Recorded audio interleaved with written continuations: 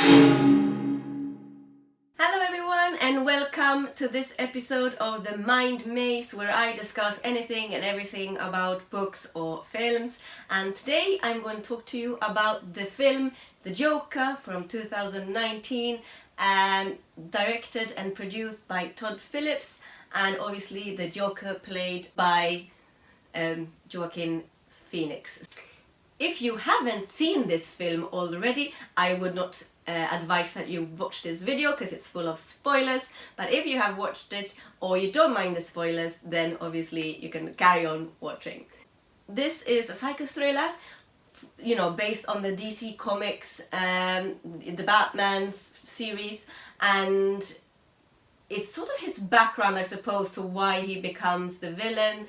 You know, he is, I would almost say, one of the greatest villains of all times, and now we get to find out why. What did I think about it? Well, I am obviously a fan of all these superhero, DC Comics, Marvels, films, and I would be one of the first ones to watch it if it comes out on the cinema.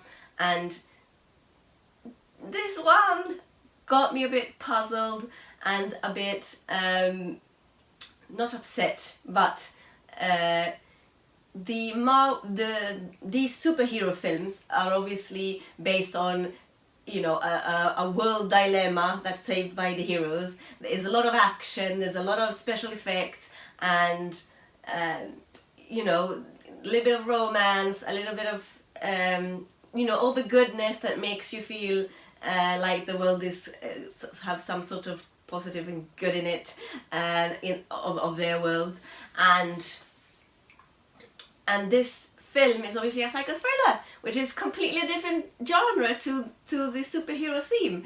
I thought that it is a great film if you consider it as a standalone about a psycho clown person who has many issues in life. Then it would have made out for, you know, a perfect watch. But because it is a part of the you know, the franchise or the blockbuster movies that goes into the superhero theme and Batman, I thought that it should have maybe been done a bit differently. I think it should have still kept true to the action and the genres and superhero action theme, but obviously made it maybe a bit darker as well, and a bit, you know, twistier when it comes to his psychic, and there was a lot of scenes that I would have kept in another type of film, but also have added this extra, I don't know, chase with explosions and cars and flying sorcerers or flying superheroes or things like that. So overall, as I said, a good film, but not as the Joker, I thought. And maybe perhaps you could have even seen a little bit more of an appearance of what would become, you know, the sort of Batman in it all, and what Batman comes into it.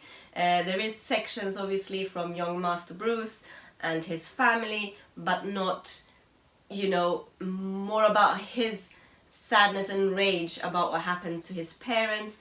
So yeah, I think you could have played a bit more on the actual fact that it is a spin-off of Batman, but obviously put Joker into focus.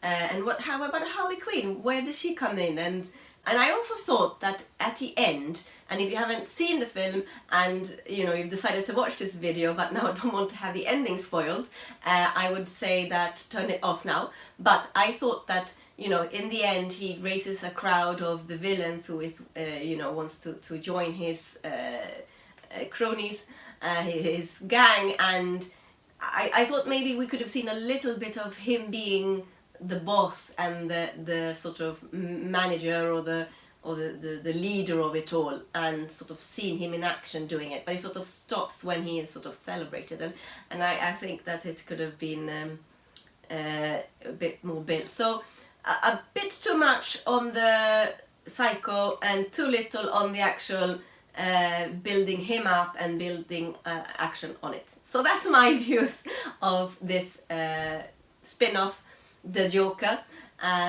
If you have seen it, please let me know what you think about the film in the comment sections below. If you like this video, please give it a thumbs up, and as always, I wish you a very good day. Thank you very much for watching. Bye!